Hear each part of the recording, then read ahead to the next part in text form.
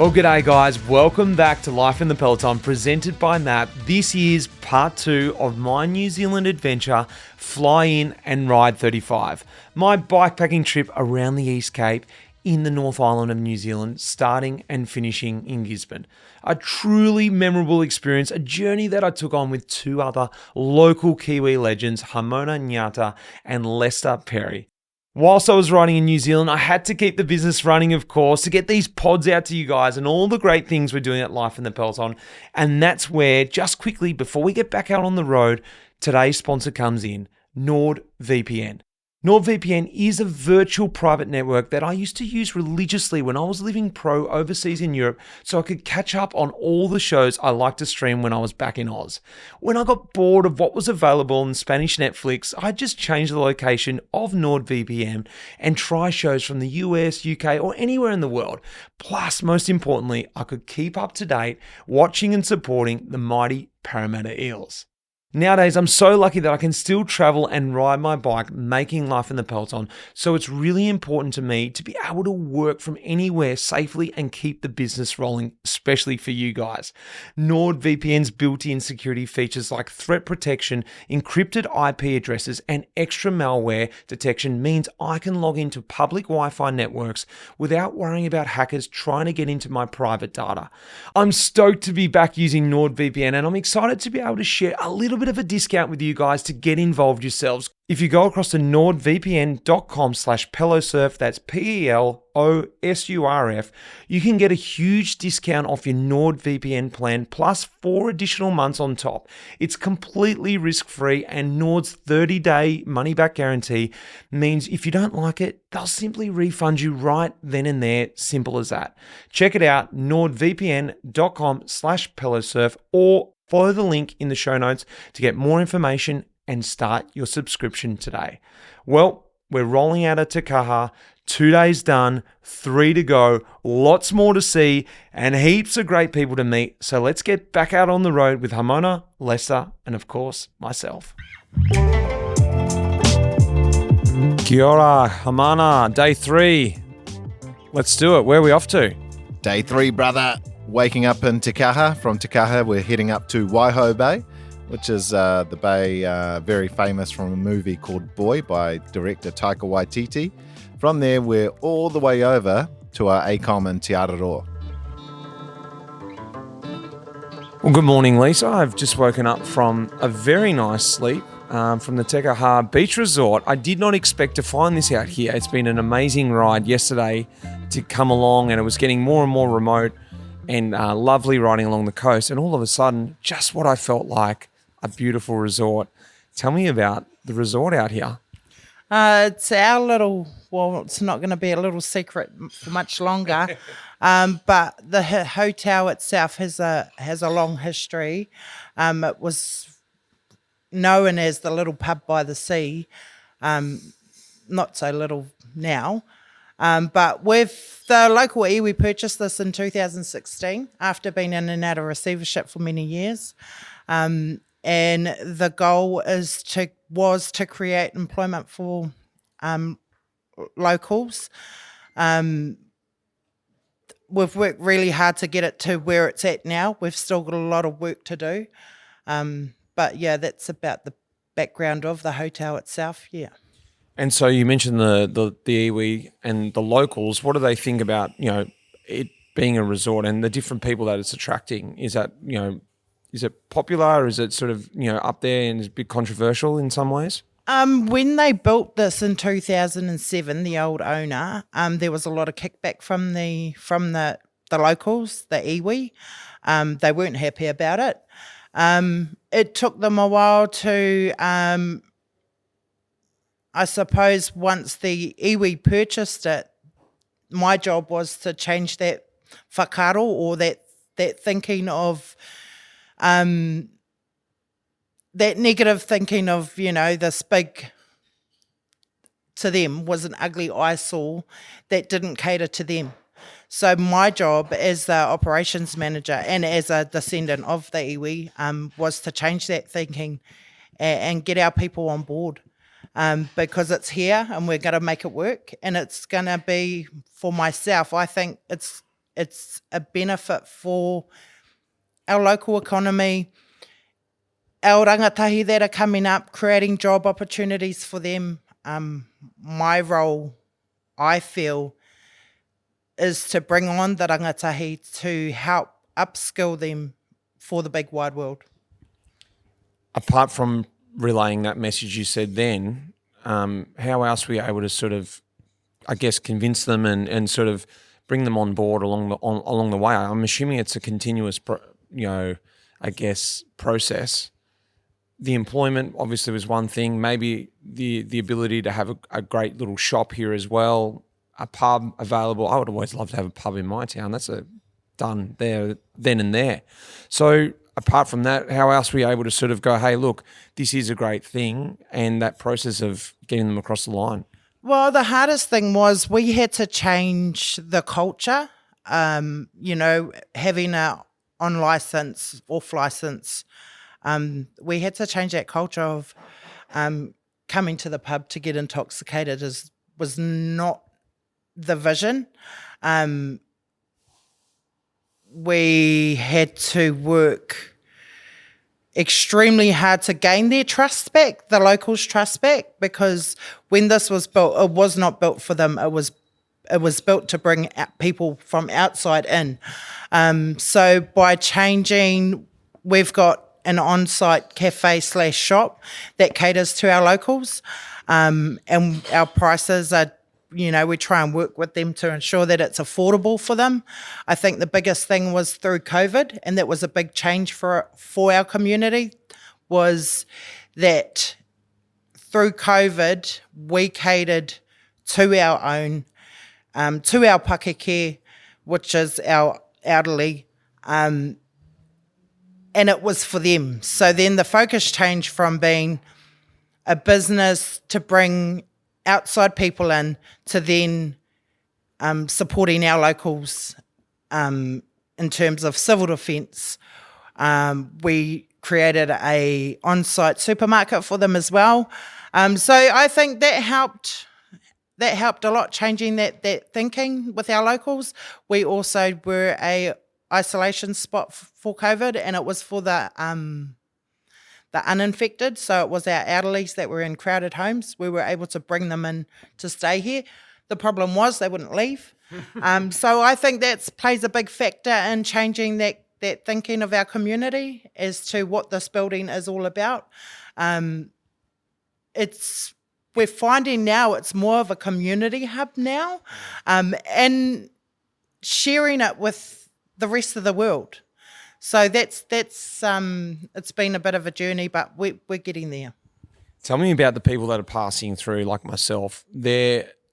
What they're talking about, their feelings about being here. They're enjoying it. Getting to, like, I went down and had a quick swim last night on the beach, and understanding that also is a process of being sort of allowed to do that and asking, I guess, permission. Maybe is not the right word, but getting approval. Hey, to use the ocean. This is used for a different means down here. It's used to get food, fish for the locals, and it's not like that laying on the beach. And it's, I guess, what are the people who are passing through, their feelings about being here? I think, like, through COVID, and after COVID, once we relaxed a bit and people were allowed to come back into the area, we were getting a lot of feedback like, oh, we were supposed to be in Fiji, but we ended up here. And, after a couple of days staying here, they were just mind-blowing and thought, we've had the opportunity to go to Fiji, but we've been pushed to come around the 35, and they were so thankful for that experience because they wouldn't have done it otherwise. But I think in terms of Te Kaha and around the coast, people just love the chilled vibe. Nothing's too full on. And for us, we're real. Like, I feel we're real. Like, you go to those big flash motels in Auckland, and there's huge standards. We're here, we just kind of roll with it. We're family orientated. We're all working mums. We can all relate to everyone. So we like to put it down to them being our manuhiri. You know, we pride ourselves as Māori on manaakitanga, to care for others. So we try and give everyone that experience. What do I get to look forward to heading up the road? Today we're heading up to Waihau Bay and continuing around the most eastern point. Like, this is just the start. When you come to Te Kaha and you're coming over the Maraenui Hills, you get to Te Kaha, this is just the start of, it's just so beautiful. For myself as well, it wasn't until COVID that I actually done the loop around the coast. And I'm so thankful because I was able to take my children. We experienced remoteness, and it was just so beautiful, the small little bays. It's just nothing you can get anywhere else.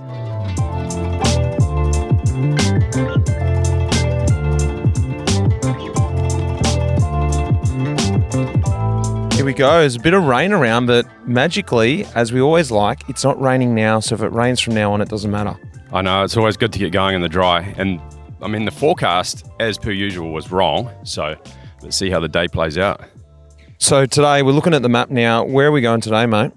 So we're kicking off this morning in Te Kaha, and we're going to heading east around the coast. We're going to head round Waihau Bay, around to Hicks Bay, and then head our way to Te Araroa, where we're going to spend the evening there. We are going out to the Lighthouse. That's the idea. What is that lighthouse? It's the most eastern point. So it's the place where the sun rises and sets first in the world. That's right. Yeah, pretty cool to be ahead of the curve, isn't it? It is, yeah, exactly. And also Waihau Bay is famous for a film which I've just recently seen called Boy. I recommend anyone who hasn't seen it to go out and check it out. It's really cool, gives you a great idea, I can tell you firsthand, gives you a great idea what this area really is like. It's quite cool to be able to ride through it just after watching a film and being here a few days later. Yeah, through a movie set kind of thing, isn't it? Hopefully we can stop for a ice cream at the Waihau Bay store.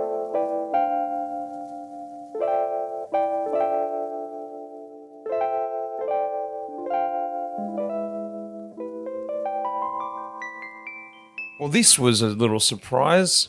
Graham from the Pacific Coast Macadamia Farm, we're turning off this road. It's a bit of a wet day. Graham, where are we?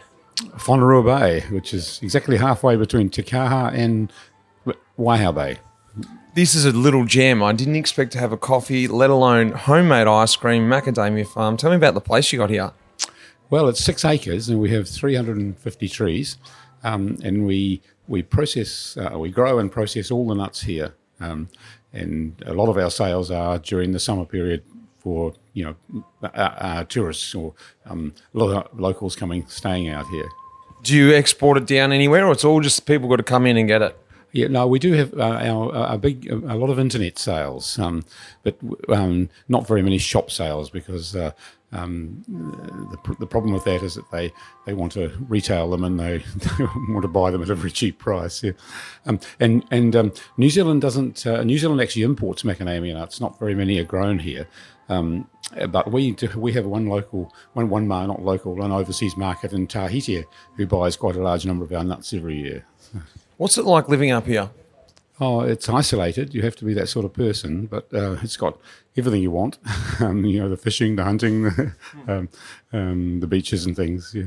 What about the people who come through? Like you said, that you've got obviously the locals come in, I'm assuming, but also the tourists that come by. Is it a nice sort of mix, and you get sort of a bit of a flavour of everyone who's coming through? Yeah, it is. It couldn't be a better in terms of a retail shop. Everyone is extremely nice, and like you, sort of happy to find a place like this out on the countryside. Yeah. Well, thanks for the coffee. My coffee's waiting, and for the ice cream. The ice cream, salted caramel, was perfect. Oh, good.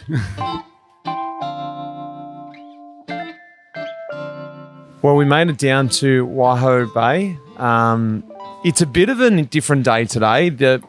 You know about it. The ocean is angry out there. It's big surf. It's a bit misty, but it's actually not that bad riding. It's quite pleasant considering the conditions, isn't it?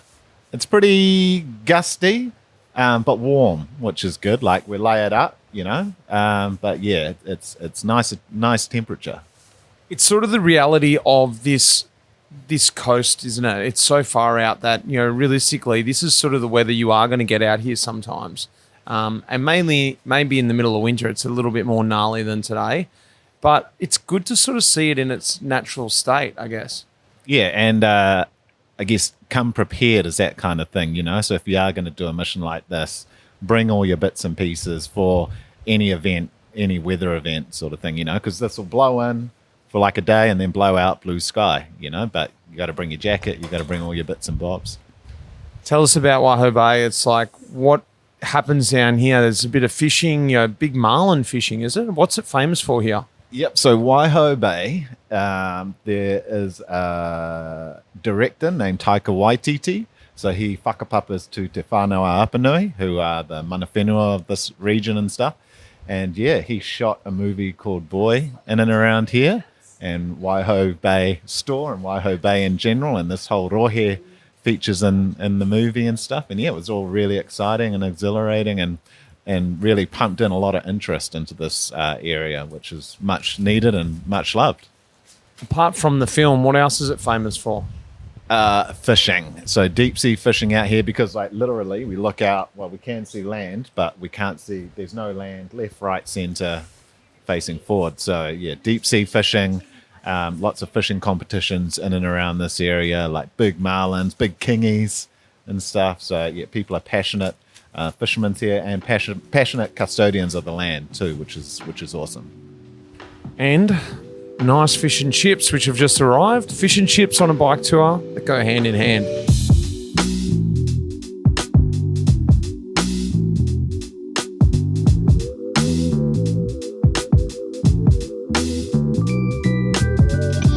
Well, this is very cool. We've pulled off at the hotel here. We're in Te Ora, aren't we? Te Araroa. And I've just met some other bikepackers. I got Giles here, and you're on the road with your son, aren't you? Yeah, that's right. He's just finished studying for his PhD. So 8 years at university, and this is his celebration in the rain. I'm not quite sure whether we think we're celebrating today, but anyway. Today was a wet day, but it was still warm, and the other days have been pretty bloody nice too. So tell me about your day today. Oh, we had a short day today. We've been watching the weather, and we could see it was coming in, so we just came up from Waihau Bay. So 40 Ks, real easy. We were here at lunchtime. Tell me about your journey up until today, and why you like getting out doing bike packing, especially around this area. So we've been going for just over a week. Not long days, 70 to 100 Ks is all we're trying to do. So it's about actually having a holiday. You don't want to arrive too late and feel too tired. So, just mix it up between some cabins and some motels and camping. And yeah, just when you're only thinking 2 days ahead, life becomes very different. You don't worry about what else is happening in the world. You're just thinking about what you're going to eat and where you're going to stay and whether there's a beer they're waiting for you at the end of the day. And yeah, life becomes very cruisy. It's exactly right. And it's something about being on the bike too. You take it in. It's a slower pace, but you see a lot more. It's an obvious thing to say. You see a lot more, and you take a lot more in. And amazing doing something like that with your son. I've got an 8-year-old son, so I would love to do something like this in the future. You said this is your second journey as well. Who'd you do you did the length of New Zealand as well, didn't you? Yeah, that's right, with my son as well. So that was during COVID. So he was locked down, and we were both locked down, and we decided we'd just go on a trip. So yeah, we cycled from Bluff to Cape Reinga, and yeah, same thing, but 35 days doing the same thing of just sort of not thinking too far ahead, and yeah, we had a great time. Tell me about being out here in the Eastern Cape or the Eastern sort of coast here. Why did you want to come out here and check this out? Have you been out this way before? Well, we live just a bit further down the coast from here, so I have been up around here a few times, but this is a really special part of New Zealand. It's very wild. There's, you're on the main road, and if the car comes past you every 10 minutes, that feels like it's busy. There's not a lot happens around here, and it's just a great place to come on the bike. What about the locals? What's your experience with the locals? Oh, they're really friendly, you know, and they love seeing people getting out and doing things, and you know, people are always asking you where are you going, where you been, and you know, how's your day going. So yeah, that's one of the special things about bike packing is people see you turn up with your bike laden with stuff, and you know, they always want to know, you know, what are you doing and what's the story. But equally, it's great to make sure that you always ask people about what they're doing, and everyone's got something special in their history or with what they're doing. And I guess I always see the part of the challenge is to find out what that is. Well, tomorrow we're actually heading in the same direction. We're going out to the Cape, check out the Lighthouse. So maybe we can roll out together. What time are you going to head off? Oh, I'm looking at the forecast. It's going to be wet, then getting better. So we'll probably leave 10, 10:30, something like that. I think we're not going to rush. Well, very nice. I've got a beer. You've got a Steiny, I see. Lovely. Enjoy. Let's have a beer together. Sounds great. Thank you.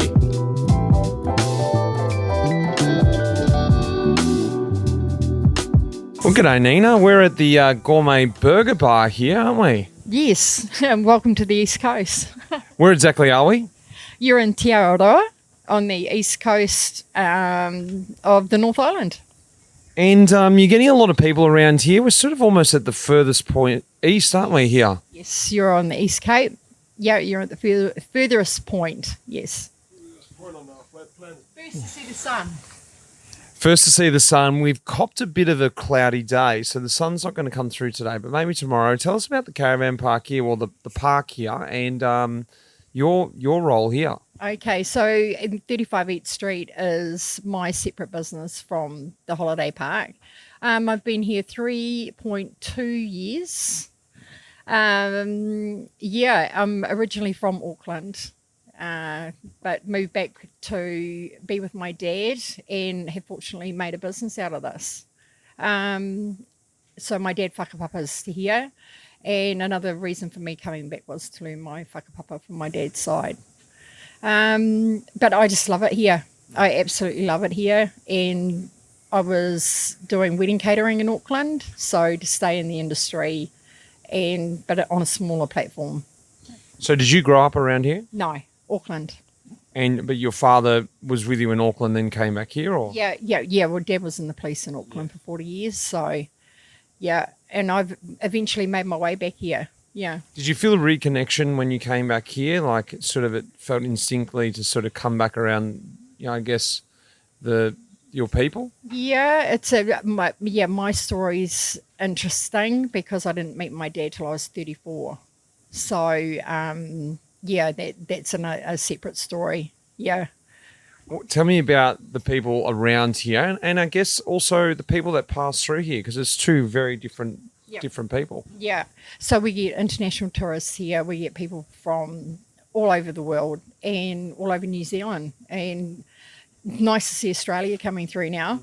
Not so many Australians come through over here.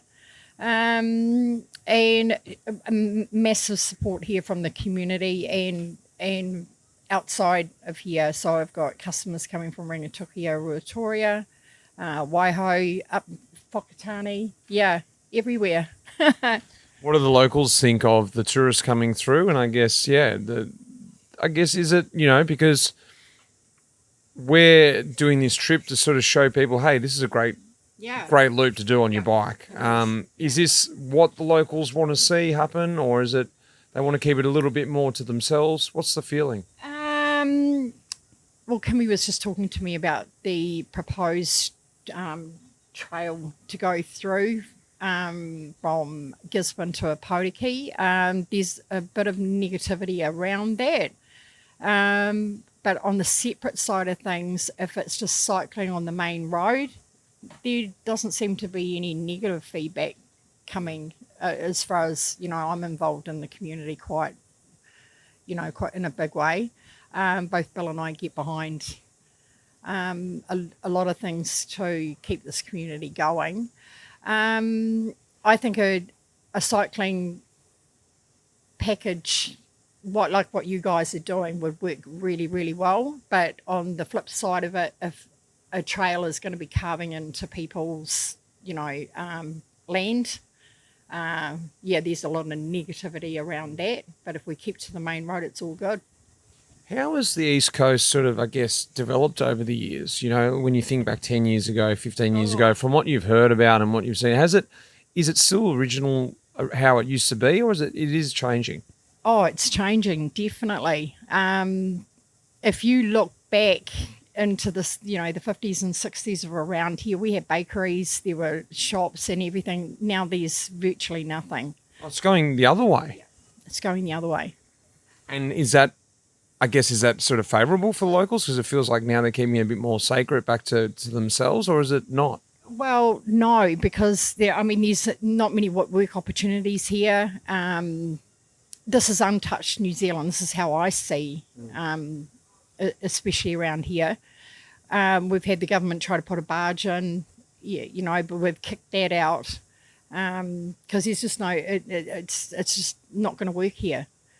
So it's not going to bring money into the community. There's a population here we did it last year, 774 people. So, and that ranges from this side over to Hicks Bay. I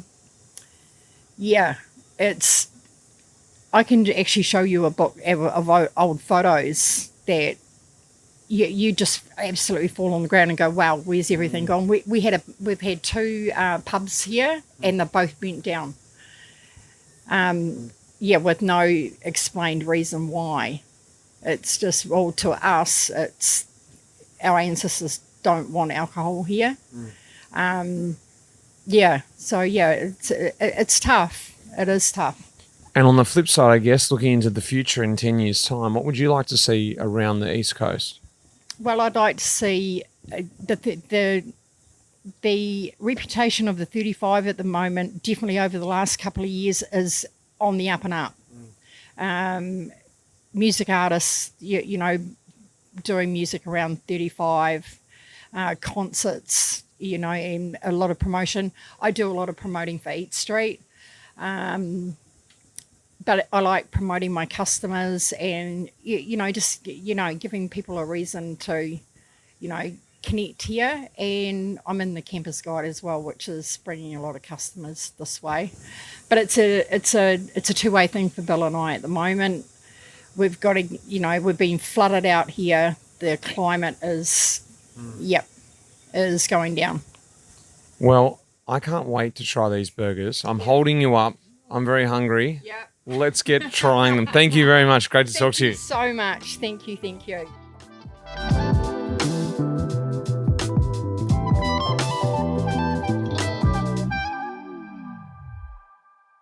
Kia ora, haimana, day 4. Where are we going today, mate? Day 4, bro. We're going deep, deep, deep on the East Coast, all the way from Te Araroa. We're boosting through to Tiki Tiki. There's an amazing old church there. From Tiki Tiki all the way down to beautiful Tokomaru Bay.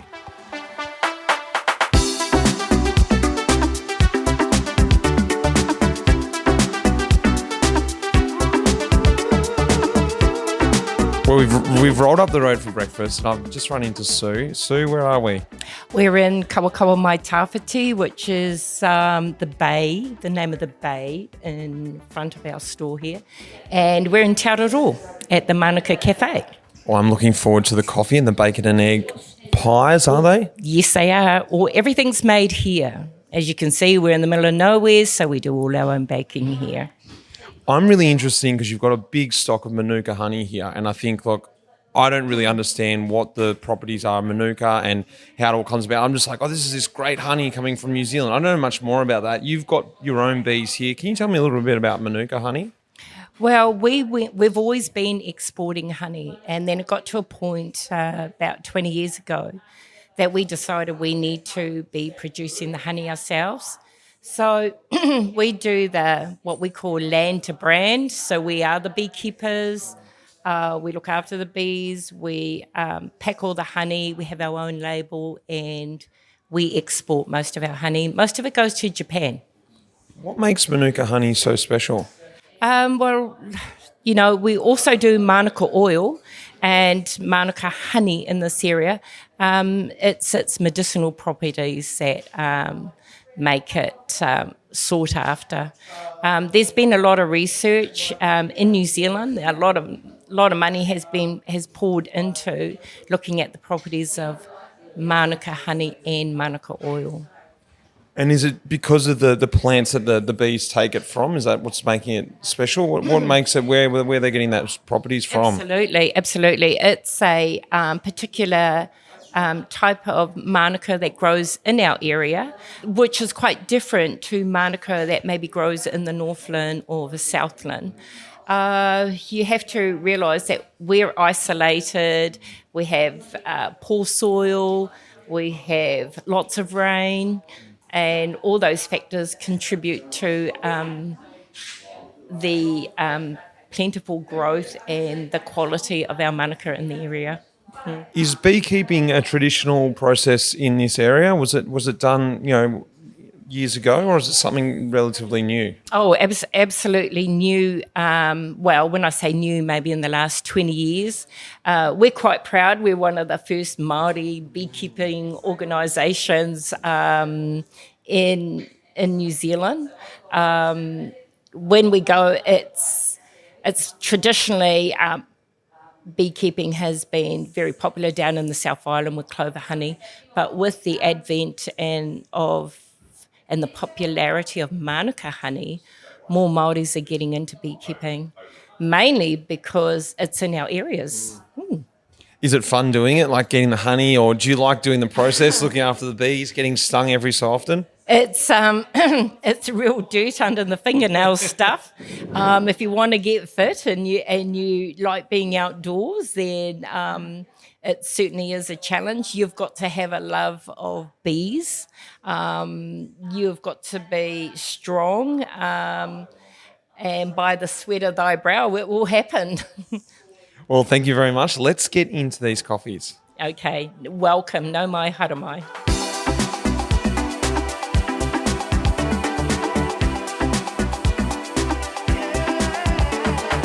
Hi Mona, we're out on the road, and this is one very special road here, right on the coast. A little tip to the cap from the weather gods as well. We've got a bit of a tailwind, they've got a nice cloud hovering above us, it's warm, no rain.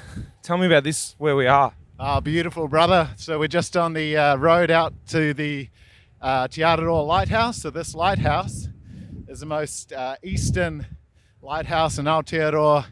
And this tip that we're going to right here, first place in the world to see the sun. So yeah, it's a pretty amazing spot.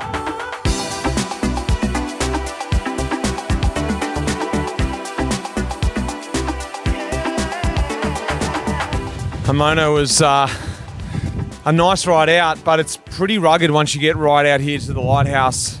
You really do feel like it is the most eastern point. The sea's very rough today and very excluded out here. Yeah, we're right out in the eastern part of Tairāwhiti here on the east coast. Nice tarmac seal road and then into the super ganked up gravelly road and stuff. We're all covered in a bit of everything, but absolutely beautiful out here.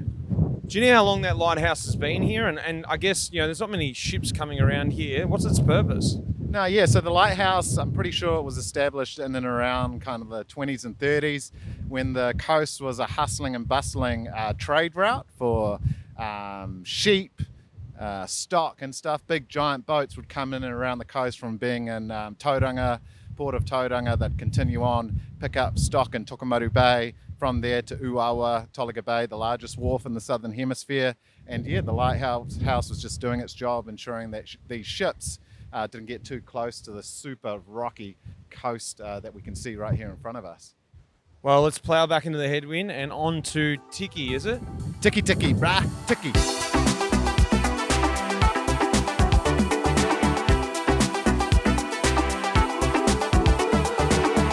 Well, we're having a little break here in Tiki after a bit of a solid ride this morning over the hills, and this is very pleasant in here. I'm chatting with Patrick Tangaire. Patrick, thanks for having us in the church here. You're welcome. And you're a local, but you're more than a local. What's your position in the town Tiki? Well, yeah, I'm just a local here, but I'm also the chairperson of Te Reunanga Nui o Ngāti Porou. I think the English version of that would be the Tribal Authority Group. I think that's what it is. And we do the best that we can to take care of our tribal affairs, housing, health, all those sort of things. There's a board of 14 of us, each elected by our own areas. And there are 7 areas between Hicks Bay and Gisborne.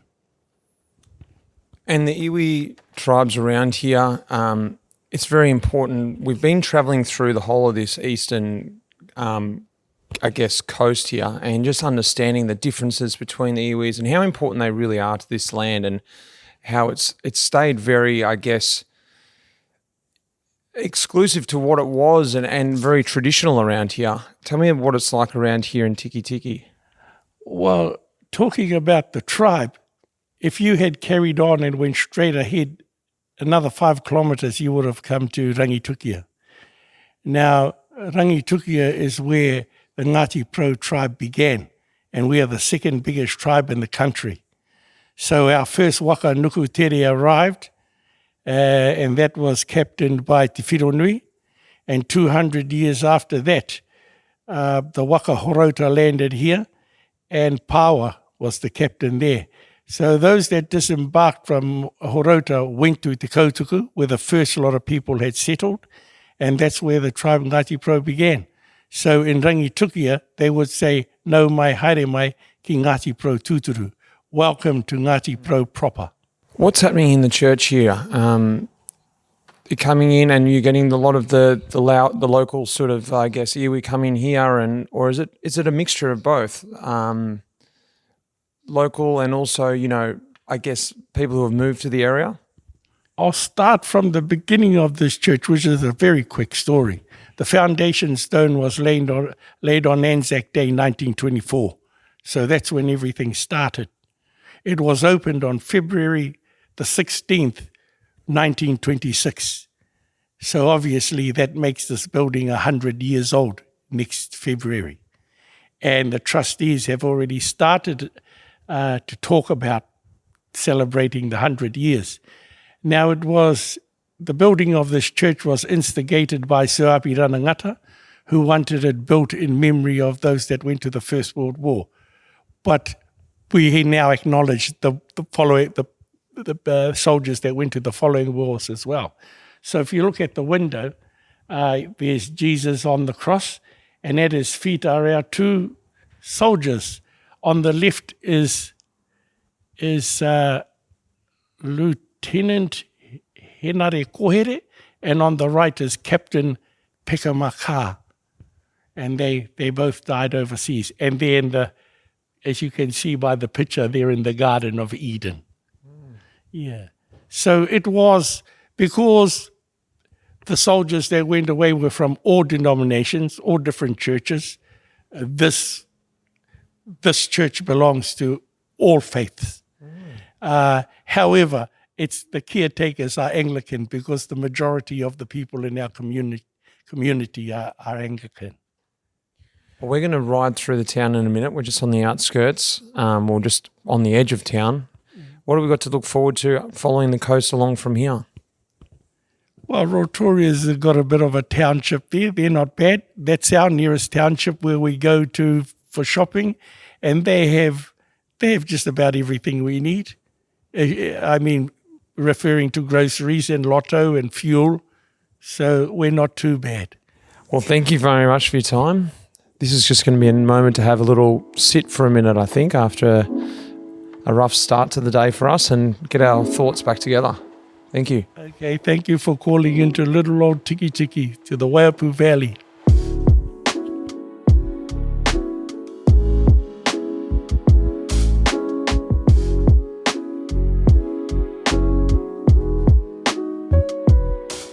We've just popped into the RSA for a cold beer, but actually the bars aren't open, so I've got a next best thing, a local cola, and we're talking to Hugh, who is a local. Hugh, you've got your Huey's Kitchen here. Tell us about, first of all, the RSA here. Well, it's one of the buildings that dedicates the returned servicemen from W1 and W2. So all these photos you see on the wall right now are all from this community, and they're the ones who went and served and lost their lives for us. It's the heart and soul of the town, really, because it's one of the only sort of, I guess, shops or buildings standing in the main street of the town here. Tell me about Tiki Tiki and what it was like. You grew up here, from what I understand, moved away for a long time and came back. So tell me, I guess, what it was like initially growing up here. It was real Māori community. I mean, you went to school in bare feet. You went to school holding hands with the neighbours. You stopped at the next neighbour's house and that family would come out and you all walked to school together. And, today I look at that walk, there's no way I could do it today as an adult. I'm thinking, geez, did I really walk this far? But, and the school was Māori community. The families were big, 13 to 18 family members. Back in those days, the families were big. They were huge. It was doable. And, you gotta take your hat off to how parents raised their children back in those days compared to these days. Like 3 or 4 kids is a big family these days, But going to school here was fabulous. The whole, I guess, structure behind it was Māori community-based structure. One of the greatest memories I recall was going out to learn how to cross the road, and I was probably about 5 or 6 at the time. And we all went out, and we all stood there with our teacher, and we had to look left, and look right, and look left before you cross the road. Okay, we got that, but the problem was there was no traffic. So the teacher had to go and get her car and drive up and down the road so that we could learn to cross the road. I love it. Tell me about it, because I've heard this too. The Maori families they were big, they were huge. Like you said, I met a lady on the plane coming in here, and she's got 7 brothers and 4 sisters, or it might have been the other way around. It was all about helping out. Everyone had a role in the family, whether it was making breakfast, whether it was setting the table, and that's what it was about, building your own little tribe, was it? Yeah, exactly. I was one of the youngest, second youngest in our family of six kiddies. And the eldest, they did that. They sat at the table, they got the firewood, they made sure we were safe walking to school. And then you got the hand-me-downs. So I got my big brother's shirt or shorts or school bag. You got the hand-me-downs. And that's how it was with all the families. Sometimes you were bigger families, you were lucky to get the hand-me-downs. They were holy by the time it come down to the younger ones. You moved away. You went to Melbourne. He's a Melbourne Storm supporter. I won't hold that against him. But came back here about 10 years ago with a big gap. How long was the gap, firstly? And secondly, what was it like coming back? Are you sort of sad to see, a lot of those families have moved on and that community's not as strong? Or what's your feelings now? Yeah, spent 20 in Melbourne, 15 of those in Asia. I came back about 8 years ago now, and it was a big decision to come right back home to Tiki Tiki, because I stopped for a year in Gisborne, and I thought, geez, this is it for me. There's no lights up Tiki Tiki, but Mum and Dad being up this way, it was a matter of, no, I had to come back and be with Mum and Dad. And when I did come back, it was kind of sad to look around at the way things have been. I mean, this was a real pumping community, but I think when they stopped the ports and when the trucks started coming in, it pretty much took over a lot of the economy back then. And then as families perhaps got bigger and work was becoming a bit more scarce, it was Mum and Dad's decision that we moved to the biggest city, which we did down in Wellington. And that that started a trend back in the 70s. A lot of big families from here left and went to the big cities just for factory work, just to make ends meet. And I think inflation was climbing back then. So what's the future of Tiki Tiki? Now you're back here and you're in here in the RSA, running the little kitchen here. Where do you see it going in the next 10, 15 years, the town here? Yeah, so I've got the restaurant here, and we've been really, really busy, and we've got such a happy community because this is actually the hub now. Before me, there was others, but things change. But where I see it going is don't worry too much about what's happening in the big cities or outside world. It's about what's in front of us, how we combat inflation, rising costs, and you know, we've got the resource, we've got the land, and we've got the little outlet here just to start, and it's what happens after that. But if you've got those little pebbles, you can get to the big mountain. I think the big question now is round one, Storm versus Eels. Who's going to win? I'm a die-hard Parramatta Eels fan here. What are we thinking? Well, I mean, you got Nathan Highmarch on the coaching couch there. I don't know, buddy. We might have to update that bloke. But, Storm all the way. I mean, like, you know, don't let the Warrior game sort of upset you. Like, no, Storm is the team to beat this year, definitely. They've just got too many big guns in their team. Too many big guns, you know.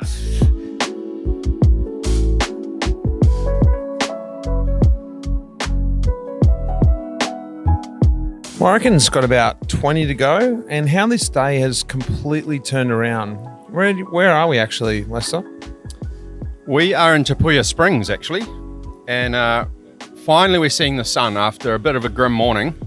The sun broke through this afternoon, and yeah, we're just chilling with a tail breeze. Now we got here in Tapuia, and we've got some ice creams, and yeah, it's a good time. Things turned around, haven't they? And this store is so cute. You come in, it's like a great little general store, good ice creams. They ran out of hokey pokey, which I was devastated about, but I've got myself a passion fruit. New Zealand's next best. But yeah, it's funny, the weather and the wind and the conditions, how much they just turn your mood around. I wasn't having a bad time this morning, but it was a bit of a push. But the last little bit in now, what do you reckon we've got ahead of us? Tailwind, looks like. And it's going to be nice. Get in, maybe have a swim. Oh, I'm looking forward to jumping in the ocean, eh? Definitely. That'll be the nice reward at the end of the day.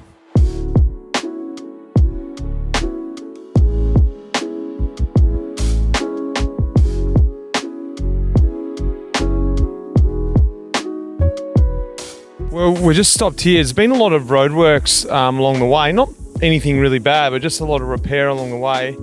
Ramona, what happened a couple of years ago, wasn't it? Yeah, there was a giant Cyclone Gabrielle, basically came through and decimated much of the East Coast, roading network, lands, everything and stuff. Yeah, a lot of slash from forestry coming down rivers and yeah, completely decimating the sea, the water, the land. Yeah, so just in the cleanup stages still now. And we're seeing, the roads are getting rebuilt. The river rose up. It's probably another 10 metres below us here, but it came right up or more from here. And I guess pulled these roads apart. There's a bit more destruction on their way ahead, isn't there? Yeah, you'll see just up here, literally the whole side of a mountain came down and rocks the size of cars, rocks the size of trucks, just like out covering the road and stuff. Yeah, it was hectic and it was crazy. Kia ora, Hamana, last day. Where are we going, bud? Let's go home. Last day, bro. This is it. We're going all the way from Tokomotu Bay down to Uawa-Tolaga Bay, and from there, back down to Gizzy Airport, and you're out.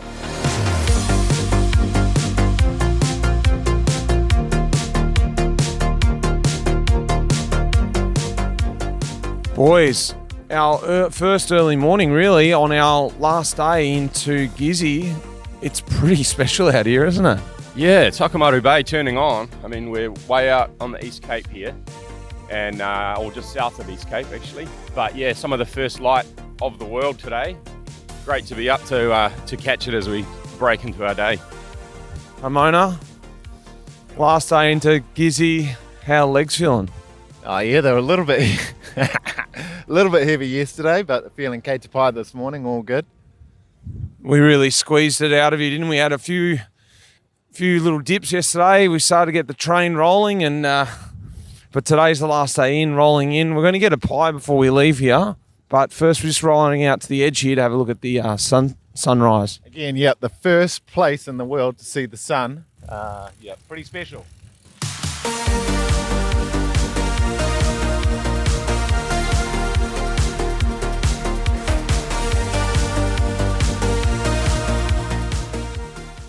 All right, guys, we're here at the famous Café 35. We've been talking about it the whole way. I learned about this on the way in. We've got pies. We've got power pies, which are abalone pies.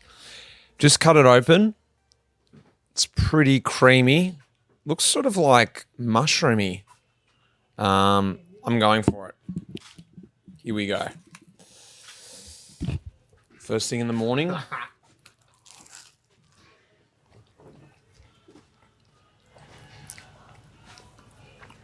It's nice. It's an acquired taste. It's pretty strong. Probably wouldn't recommend it for the first pie of the day.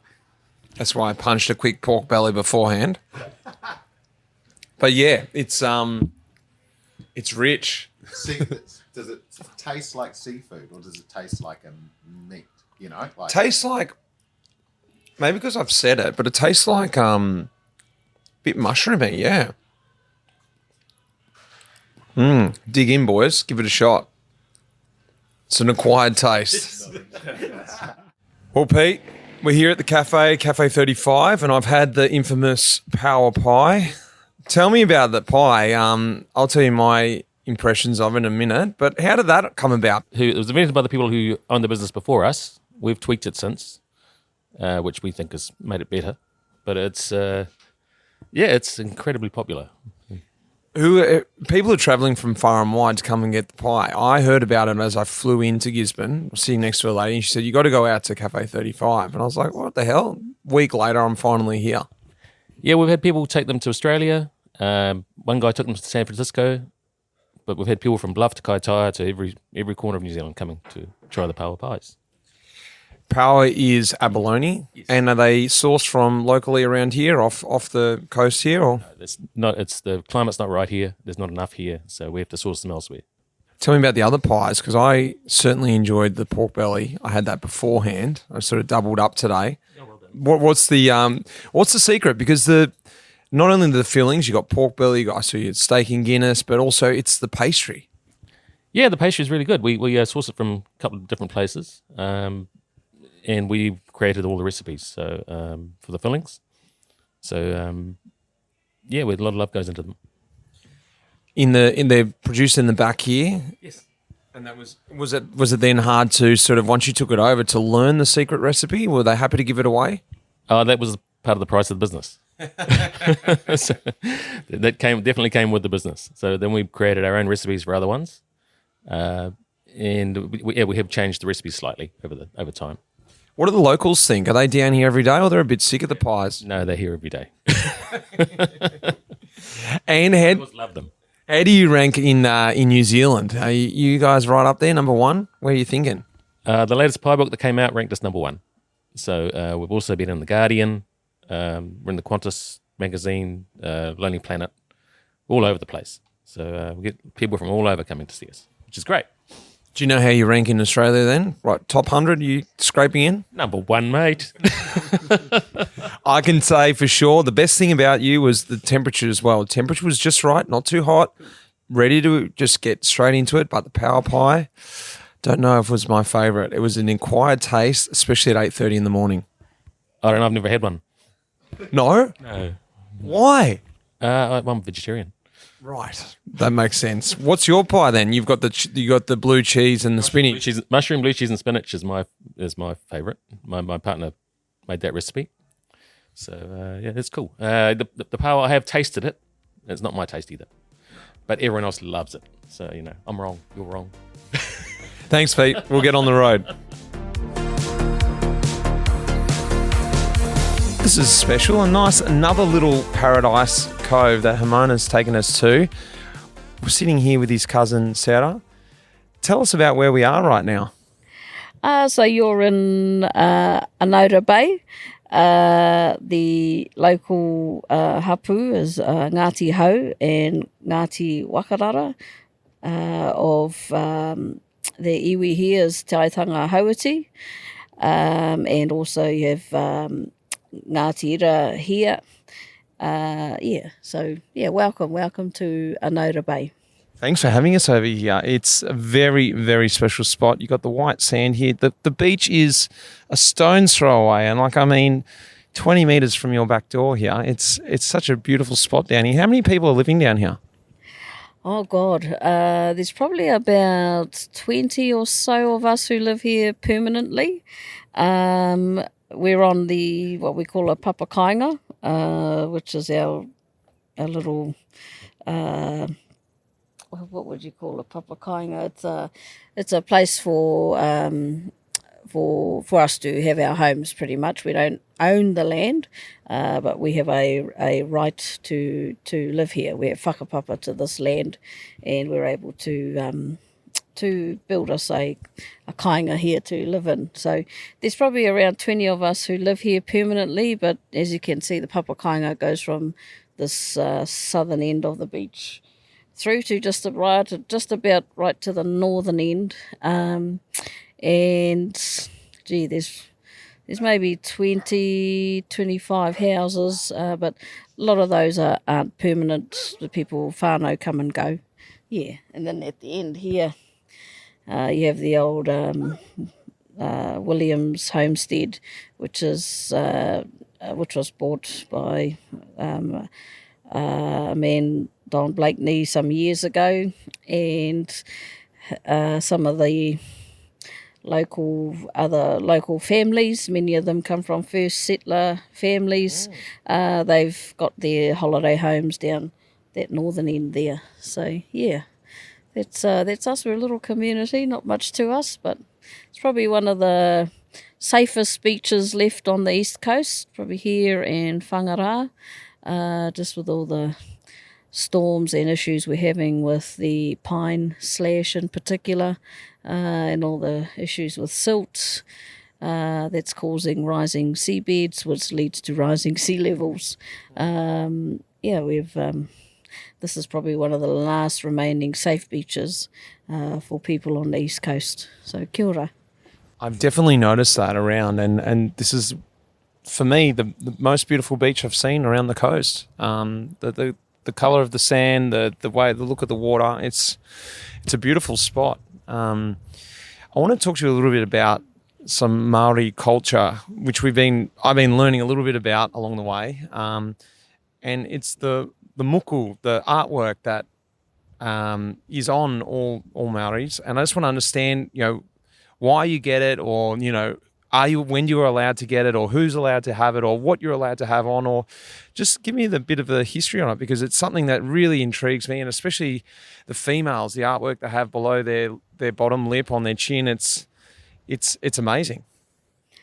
Yeah, so my moko Kauae I had done in early 2000 and, what are we now? I think it might have been early 2004. Mine and Haimona's cousin, a man called Mark Korpua, he did my Kauae. I was done with a group of, that included my mum and some other aunties. And yeah, there's been a huge resurgence in this region, and it goes back some time as well to the gangs, to the Rastafarian movement, and just trying to reclaim, those parts of our culture through moko. So my moko Kauae, just the things Mark shared, that I remember at that time around, and post that, there's been a huge movement that they've called Moko Papa, which started in this community, in the wider Uawa community, sort of back in 2000 and might have been around that time, 2004, maybe a year or two later. But in terms of when are you ready? Well, really, it's like a your moko Kauae, or even facial moko, tells a story, your journey and your contribution first and foremost to your community. And then that might extend to the region, and that may then further extend to the nation, and et cetera, et cetera. So that's my moko Kauae, speaks to that I'm the eldest in my family, and that some of the designs speak to that. And it really was just at that particular point in time, an acknowledgement of my contribution in my community, and the same as others in that group. And I remember some of the things that stand out in my mind, because it's one of the common questions is, who and when can you get it? Well, I remember Mark talking about, he was aware of instances, in the time of our ancestors when, they were very young. They were still what we might consider today kids when they wore kauae or facial moko. But that was just part and part of our it's part and part of our culture and how we recognise or acknowledge our place in our community and our contribution to our families, our extended families and our wider communities. And really it's as simple as that. Back then I remember when I got mine, you sort of had to get used to people staring and all that sort of thing. It's a lot more acceptable now, but it's certainly been a big part or a part of as Māori reclaiming who we are and understanding ourselves, who we are. Everyone wears it with pride. Is there anyone who doesn't feel like they want to have that? Oh yeah, I've come across many people who do not want to wear it for whatever reason. I mean, me myself, my grandfather, one of my grandfathers, when I first actually, got a tattoo first, and then when I got other moko that I wear on other parts of my body, he would say, "Oh, you're never going to get a job. You're never going to get a job." And then I always remember when I got my moko kauae, he was like, "You're definitely not going to get a job now." But that to me, those are all just symptoms of the number that colonizers, but in particular other religions and other cultures and other ways of life. To me, that's just those sorts of comments are just symptoms of the number that's been done on our own people. And so it's taken a lot of courage and strength, but also people just being sure of themselves and comfortable in their own skins to be able to publicly apply for our practitioners and for the wearers to wear, even just moko, but also particularly facial moko in today's society. And really that it's really, for many of us, it's just about, this is us, this is who we are. And, we're proud of it. But, yeah, I've got aunties and, from my grandparents' generation and from my generation, people who aren't ready to wear it. And there's, lots of different examples. Their parents may not have agreed with it. It may not, my mother's, but in particular our grandparents' generation were very Christian, and moko was not a Christian thing. In fact, it was frowned upon by that particular religion or whatever. So it's to reclaim that when you're in a family that still holds those types of Christian values close, but to reclaim your Māori way of doing things. For some is challenging those Christian values or those other religion or other cultures' values. And so you see that internal conflict play out and people choose not to wear for whatever reason, or they're just not ready. Because at the end of the day, you have to, as a wearer of moko, let alone as a practitioner, you have to be prepared to deal with public scrutiny, I guess, good and bad, and let alone your own family's perception. So.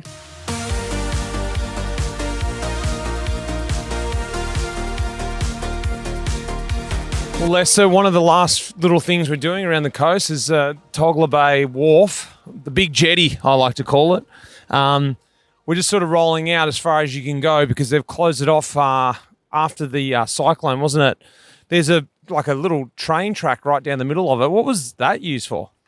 So yeah, back in the day, this whole area was pretty big stock supply. So lots of sheep and wool coming down to be shipped off around the country. So this was a massive port at the end of the Togla Bay Wharf here. It's really cool. It's super long, and I guess because it's so long, it was really deep out the end. Yeah, so Hamona, it's been quite a nice ride into Gizzy today. Very different. One thing I've been saying to Lester on the front is the two different sides of this cape out here, the coast, the east coast, it's really different. Like on the other side, we're really hugging the water and you really felt it was a different feel. And this, I feel like we haven't been that far inland, but it's a lot lumpier. It's a completely different feel yet. Tell me about this last little bit. I guess maybe you're a bit more familiar with this, being out this way, not far from Gizzy. Yeah, so we've just come in from Uawa, Taika Bay. From Taika Bay, we're coming into Tatapoti, Gisborne, and yeah, we're along the coastline. Right now, we're sitting at the glorious Pauawa beach. We got the bro, looked like he just caught a fish, threw it back. It could have been his first catch of the day. That's a kind of custom here as tikanga. Your first catch, you throw it back as a thanks to Tangaro, our god of the sea per se. But yeah, there's people camping here, freedom camping, going for a fish, probably people having a sleep right now, I'd say. And yeah, it's pretty picturesque. It's a pretty nice time of year to be travelling around here, actually, because it's still, weather's really great, yet I feel like it's the end of the summer break, so everyone's back at work, and the locals have been very relaxed. It's been quite a nice feel around the whole coast. Yeah, it's we're in February right now, and if you're going to come do an excursion like this, probably that time. We've been talking again on the trip, like the tourists per se have thinned out, and yeah, now the locals are just like stoked to have people coming through at this time of the year. Your accommodation tonight, it's one of the more kind of premier la-di-da accommodation at Tatapoti campground. Yeah, it's right on the beach, and they give you a couple of Gizzy Golds complimentary too.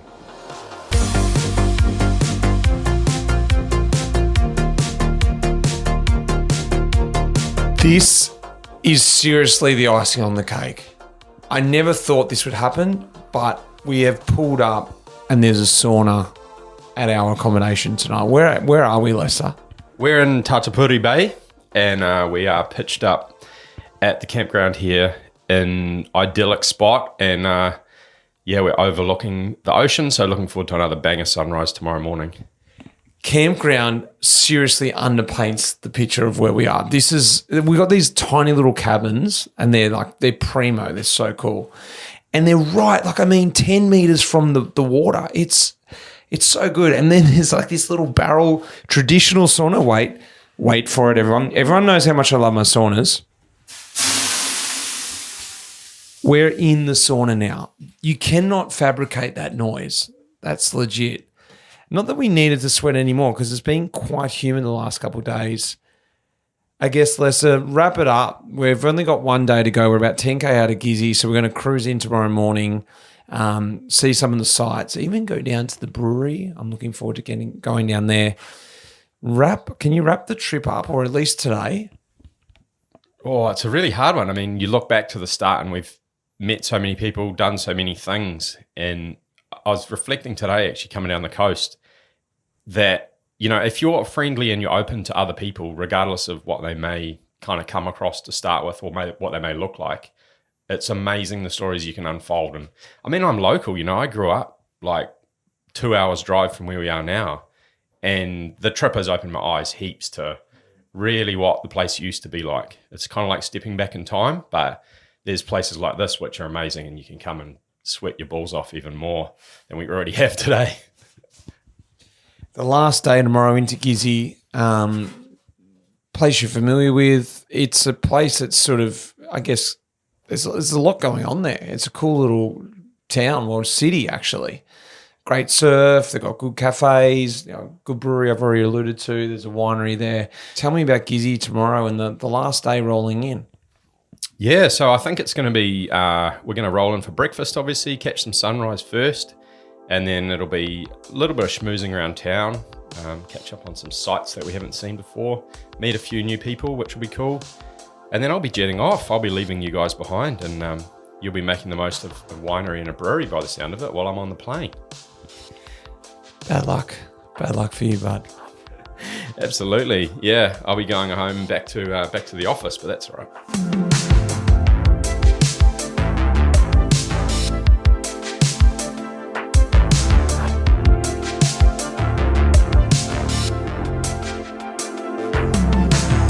Well, Marcel, this is a very nice way to end our lap. We're back in Gizzy, on the edge of Gizzy. We're down at your little nook. This is a new place for you. This is the neighbourhood cantina. Yep. Marcel, first, tell me, what's your little journey been like and what you're doing here in Gisborne? We're hospitality people. This is our second little slice of hospitality in Gizzy. We've got a little pizzeria in town, and it's got this little like English boozer sort of feeling. You know, people just come in, they don't know who they're going to see, and they just like. Would something like this work? Like, tell me about the community here in Gisborne, because I've been all around the coast now, and it's a really unique community. Yet we're back in the big smoke now, doing this trip. Why are we coming to Gizzy? What am I going to do tomorrow here? Is it about the surf? Is it about the coffee shops? Is it about, I guess, what we're doing now, having a cold beer, just in a really casual way, but in a funky way here? In your eyes, what is Gizzy in the makeup? Mate, you've got waves. You've got no traffic. You've got produce. You've got culture. You've got mellowness. You got like no ego. It doesn't overtake you. It doesn't like overflow. And you can just be yourself, and you can just like, you know. And I think it just comes down to happiness. Like what actually makes you happy, and I can get it in Gizzy. All right, well, give us the insights now. Best thing in Gizzy for someone coming in, and secondly, one thing Kiwis don't know about Gizzy. You got to surf tomorrow morning. Oh, yeah, we're doing the barrels tomorrow. I'll be in there. I'm going to be cutting it. You got to do that. It's about finding a little corner and just having a little moment with the little things that make up a good life, you know, and then a fucking beer at the end of the day.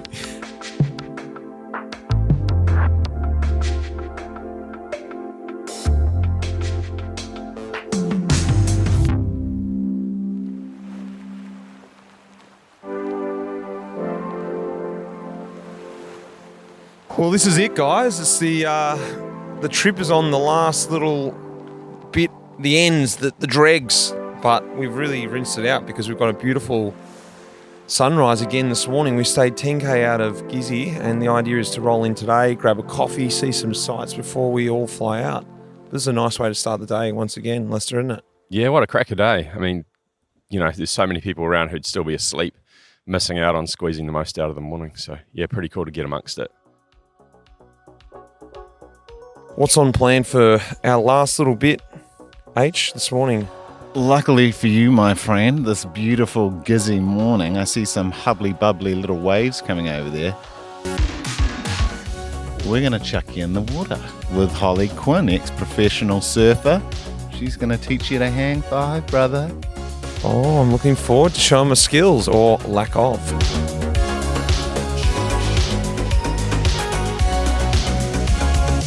Holly Quinn, what a way to finish off our little trip around. It wouldn't be coming to Gisborne if we didn't get out and have a little surf, cheeky surf, would it? No, it wouldn't, and especially at Stockroot, the place of places in Gisborne. So tell me about it. Look, it's been a while since I've been up on a board. I'd say almost 20 years, so it's going to be a bit rusty out there. I'm going to definitely undersell my skill. What's happening out there today? What's the swell looking like? Well, we don't usually teach people at Stockroot, so I reckon you've been set up a little bit. But you're lucky enough there's not much swell, and we're going to head probably straight out the back. You're going to come out with me? Yeah, I am. I'm probably going to give you a little shove out there. Beautiful. All right, well, quick tips for me and anyone listening.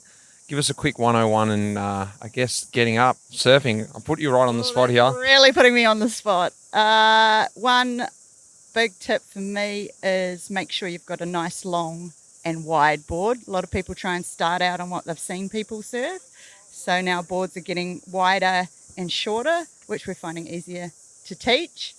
Choose a beach that has nice shallow, not this one, nice shallow sand where the waves kind of roll in and you can walk in and out when you're first starting, so you're nice and safe. Yeah. And getting out in this kind of swell, it looks like there's a bit of white water to get through first. Yeah, any tips there? We're just going to jump and wait for no set and then charge out there. I'm just going to paddle behind you and kind of shove you up, but I reckon you're probably fit and strong. probably beat me out there. Beautiful. Oh, looking forward to it. Lots of laughs, I can imagine. It always is, yep. I did the travel guide, so I've had some big Samoan boys before, and they had a great time. So I reckon you'll love it. Let's get out there.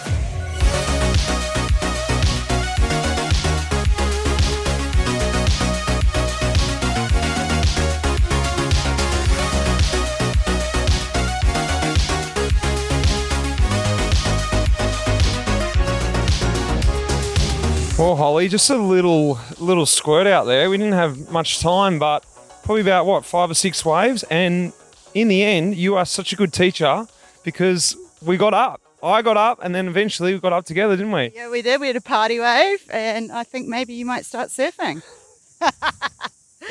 There's a lot of similarities to cycling in a weird way because you're out there, you're sort of having a chat, yet then you're doing a bit of an effort getting on a wave, you come back and discuss it.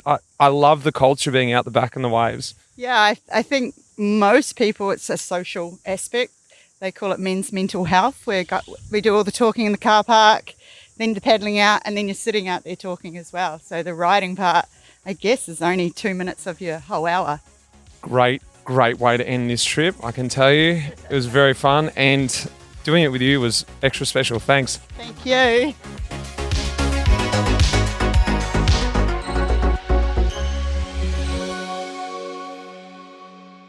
Well, I reckon this is our last stop on this trip. We started in Gizzy, we went all the way around the coast road, and we're back here in Gizzy. And we had to refresh ourselves a few times, rehydrate, and the narrative was the Gizzy Gold, the Gizzy Green, a beer that I've been introduced to. So it was inevitable that we got back and we came out to see where it was all brewed. I'm here with, I called you the master brewer, but actually, Kaho, what are you? I'm the beer whisperer here at Sunshine. This is awesome. It's great to be out here. This is where it all happens. The magic happens. And I've read on the sign here, part of local legend, part of New Zealand icon. This is it, isn't it? Yeah, it is. We came up with that for Gisborne Gold because it's the oldest craft beer in New Zealand. We're coming on to 36 years of making Gizzy Gold, hence why it's part local legend, part New Zealand icon. Yeah. Tell me about the brewery. Like, as you said, the oldest craft brewery in New Zealand, but it's still got, is it outside? Is it in the South Island? Is it just up here, around here? Why is it so important, the beer in this part of New Zealand? I guess to start with the local community, it's a hub of what we do here in Gisborne. We all celebrate Gisborne Gold because we all are Gisborne Gold. And through our 36 years, we slowly started to expand through the nation. South Island's a bit of a different country, so we're making our feet down there, but we're definitely controlling the Hurricanes region, which is Gizzy to Wellington, and making some footsteps up into Auckland and further north as well. What's your favourite beer then? Out of here, out of Sunshine? Depending on what day I'm having, but you can't go wrong with a Gizzy Gold. Perfect. Well, we've got a couple cold ones here. It's been a great trip, and I've enjoyed drinking the beers along the way. I highly recommend. If you haven't had one before, find out where they are, and if you get over here, you cannot not go past the brewery. Thanks for having a chat with me. Yeah, cheer the bros. Enjoy.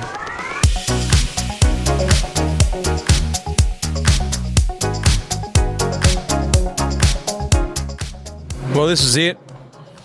Amona, finally, we've made it. Nah, not finally. We're back around. It's been a great trip. I guess I'm going to ask you to wrap it up for you.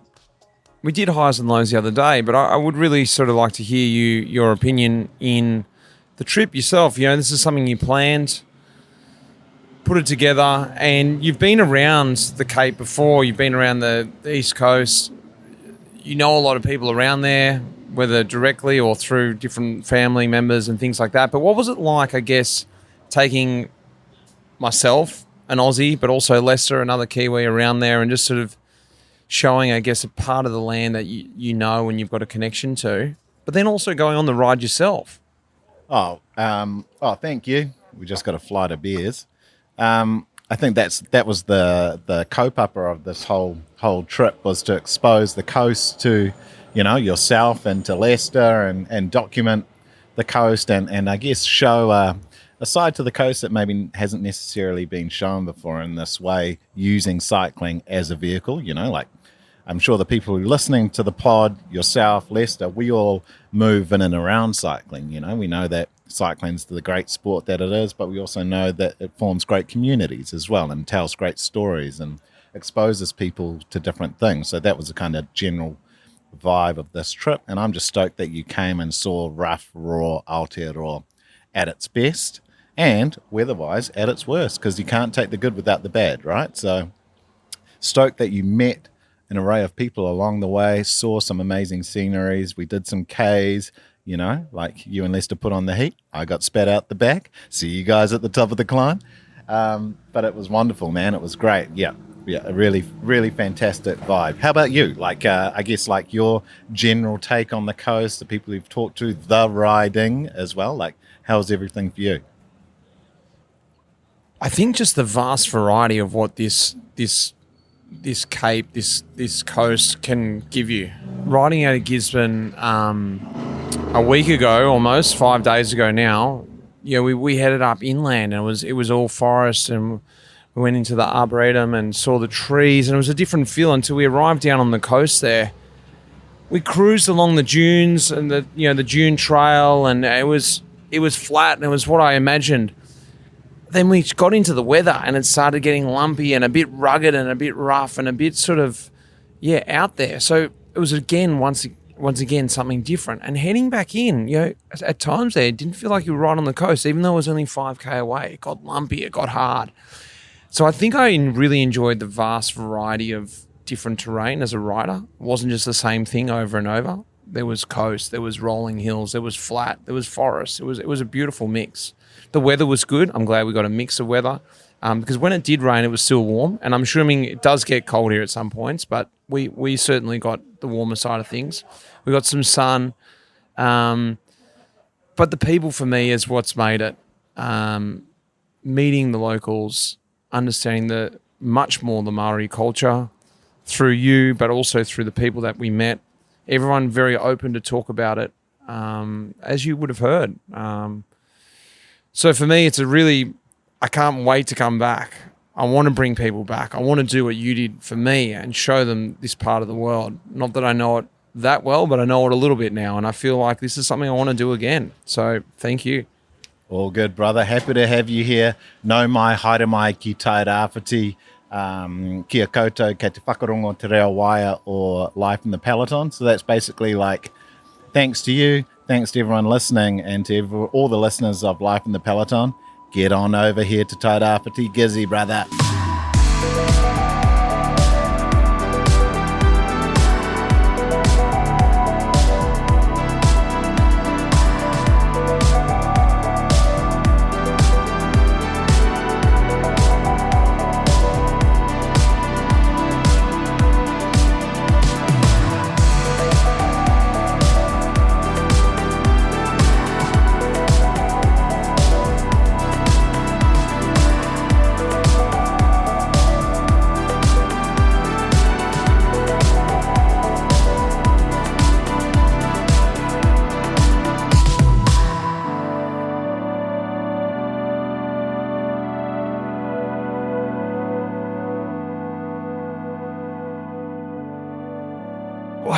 What an adventure. A big thanks goes out to my riding adventure buddies, Hamona, Lester. I loved being on the road with you boys. I had an absolute ball. If you haven't heard enough and you want to know more, go across to flowmountainbike.com to read about this adventure and see some photos of the people we met and the places we rode. Absolutely amazing. You can also check out some more over at our YouTube channel, some videos, some images, along with the podcast to help piece it all together. Tourism Gisborne, Tairāwhiti, thanks so much for showing me this place of the world. I am so much better off for experiencing this, and I absolutely loved it. I will be back for sure. If you guys want to experience this yourself, head across to tairāwhitigisborne.co.nz for more details on the trip and also how to plan your own ride.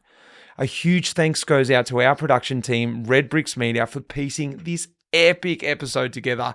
Lots of work went into that, but also my Life in the Peloton team, a lot of work behind the scenes as well. Our major partner, MAP, And like I said at the start of part 1, the equinox is upon us.